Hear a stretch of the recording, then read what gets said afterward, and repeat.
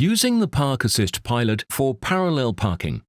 The Park Assist Pilot can be used both for parallel parking, on the right or on the left side, and for perpendicular parking if no trailer is connected to the car. When activated, the Park Assist Pilot will locate a vacant parking lot and then maneuver the car into that space by turning the steering wheel. Park Assist Pilot will not apply the brakes on the vehicle. The driver always has to stop the vehicle when needed. Park Assist Pilot is a supplementary aid and does not work in all situations, and it is always the driver that has the final responsibility for driving the car in a safe manner.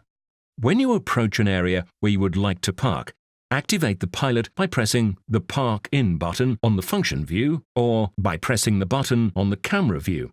Drive no faster than 30 km per hour or 20 miles per hour, and no more than 1.5 meters away from the cars in parallel. The pilot begins to search for a parking space and checks whether it is big enough for the car. Keep an eye on the center display and be ready to stop the car when it indicates that a suitable parking space has been found. When a parking spot is found, a pop-up window is shown. Select Parallel Parking, put the car into reverse, and follow the instructions on the center display. Remember that you must apply the brakes when needed. Select Drive and follow the instructions on the center display to position the car. The Park Assist Pilot can help you in many tricky situations.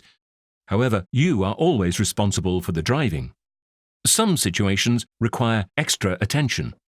If you are parallel parking on streets with curbs that protrude, there is a risk that the system will not detect the curbs, poles, or trees.